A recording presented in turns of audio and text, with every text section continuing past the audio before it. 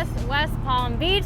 I'm pumped. I actually haven't been to this specific event with them since like 2 or 3 years ago. Stoked to be here. Like I said in the previous video, your girl needs seat time, okay? So I'm pumped to get this car out here. It is the first event of 2025. We have the whole Drift HQ crew out here as well. There's a ton of drivers and the track is basically hot all day. So let's go turn some laps.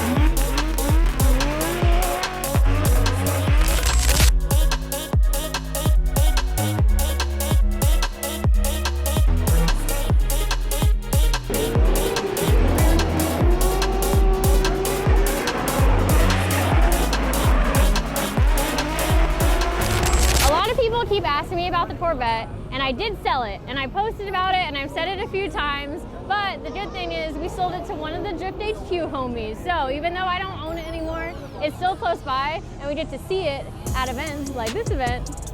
But now it has a new makeover, which honestly kind of makes me a little sad, because my neon is gone, but we can still see traces of the neon. So Marcelo is the new owner, but you can still see my neon. The inside is still fully neon. We still got that hot pink handbrake, and of course my Fade Texas speed valve covers. So I'm just glad it went to somebody still in the fam. So it is cool to still see this car ripping in at events. Marcel's a big Corvette guy, so he was like the perfect person to pass over ownership of.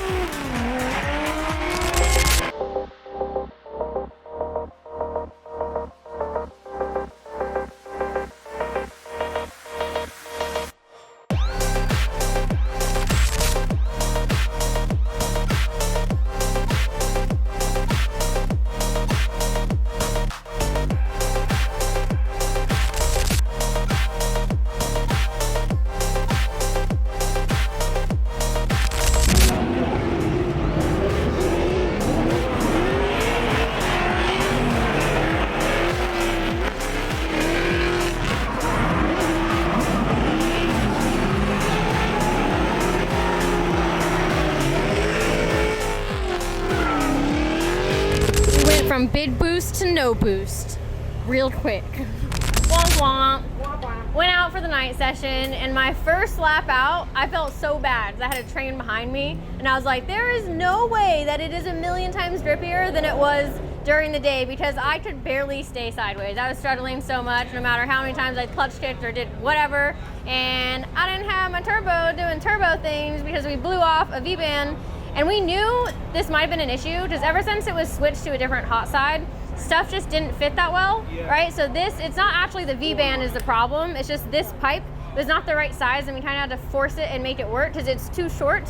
So the pipe's too short, and you're supposed to have this like be there comfortably, right? It allows it to flex. When we install a pipe, it's literally at the very max edge. Yeah. So when the engine twists or pulls whatever, it has nowhere to go, so it broke the clamp off.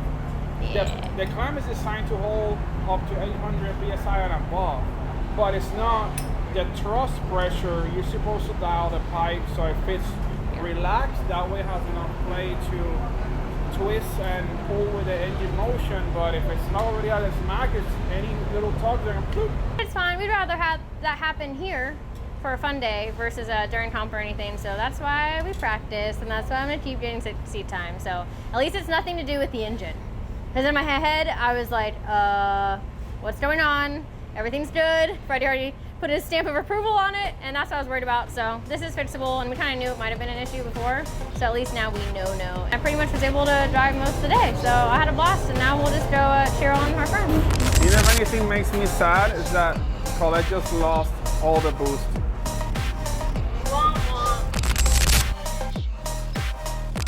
And just like that, we teleported back into the shop. Alberto already got our boosting it in, so we have a new charge pipe that he welded up and made the appropriate lengths. And then another thing we're gonna do is throw in our brand new action clutch, the 8.5-inch twin Comskit action clutch on this car. As you guys know, I pretty much run action in everything and have been doing that for many years now.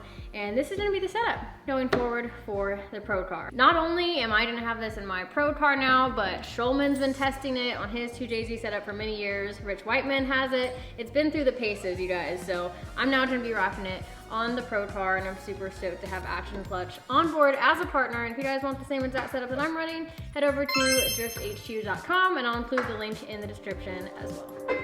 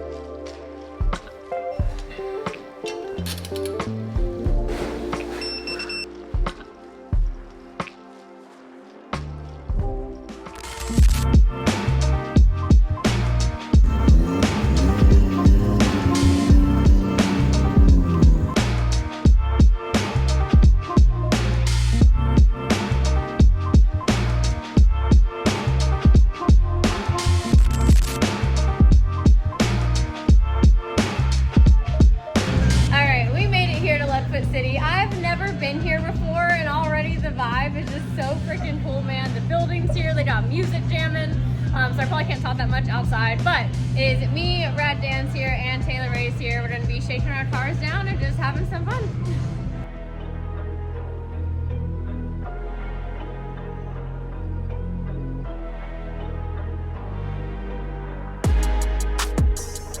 Okay, so Dan is getting ready for Long Beach FD, the first round coming up in a few weeks. So we've sort of set up a mini Long Beach layout. So that's what we're going to be driving today.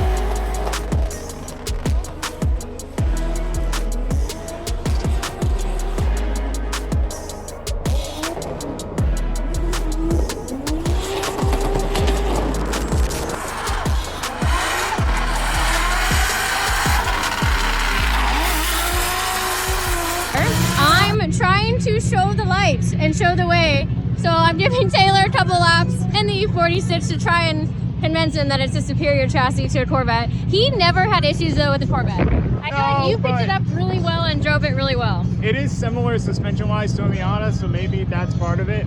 Yeah. But I haven't driven like a rowdy E-chassis since like before I built my LS Miata like 6 years ago. So it's been a long, this is gonna be realistically a new experience. If he can fit in the seat. But he said he can. He's gonna figure it out. I don't think someone else has driven this car besides me since having it. I know Adam tried to do a lap or two in it at OSW, but he really couldn't fit at all. So Taylor like just barely fits. I'm a little scared.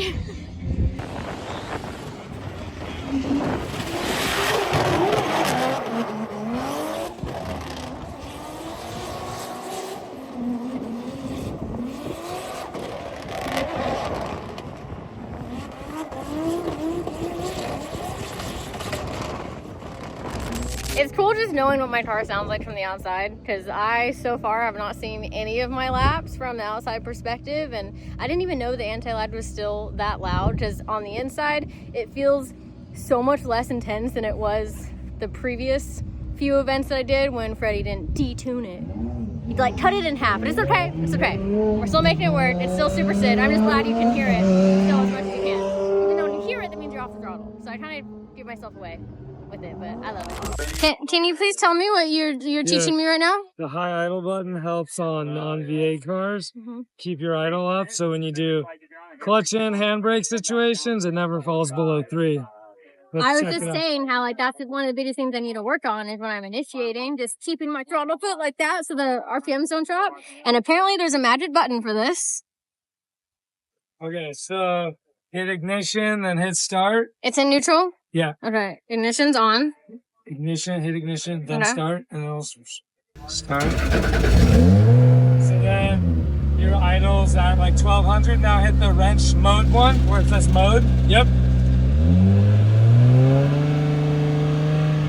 And it just stays there. So I hit that before any run, and then that is on. And after the run's over, I hit the high idle button and it drops back down. Later. Ready! Ready!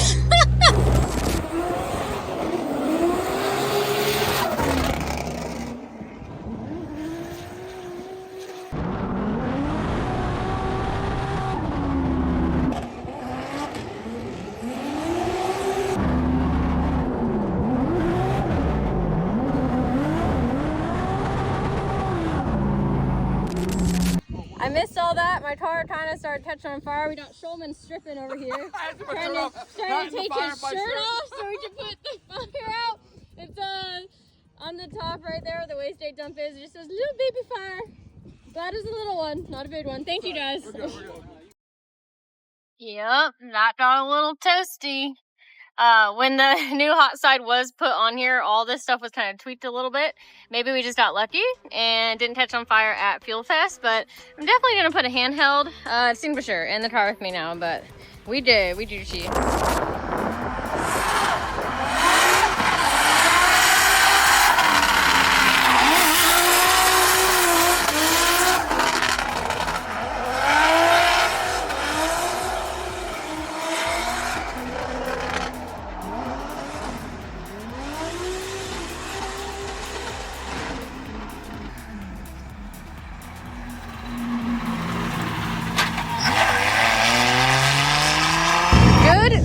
Car, dude.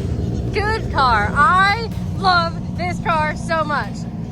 It's the best car I've ever owned, best car I've ever driven. Obviously, it does not look Collete spec yet. That is right around the corner. Basically, gonna go do World Tour E-Town, come back, and then start with the new body kit and livery, which then it'll be the absolute best car in my eyes. But I'm pumped. I did take Adam's S15, the former FD S15 out.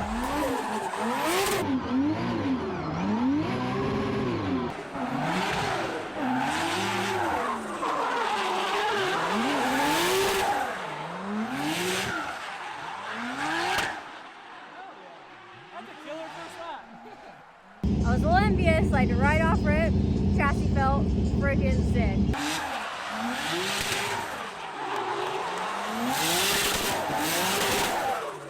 But I think as you get to higher levels of competition, and from Adam's experience as well, as you get to higher horsepower, S chassis just get like more and more complicated to set up chassis wise. And I love that in an E36 you can have a like knife edge, super grip, super forward drive when you're on the gas. But unlike a Corvette, you can float so easily, and it's not just gonna straighten out immediately because of the trailing arm in the rear. Like, I really love that. You have both tools almost on their extreme ends in your pocket to play with when it comes to competition and driving with other people. Like, I can drive my pro car E46 and chase a stock Z because I'm able to modulate so well in this chassis. So I'm pumped. That doesn't be it for this video. I'm also super pumped that we're showing Taylor Ray the light, and his Corvette is officially listed for sale. So yeah, hit him up and just make some offers. Good freaking car, dude.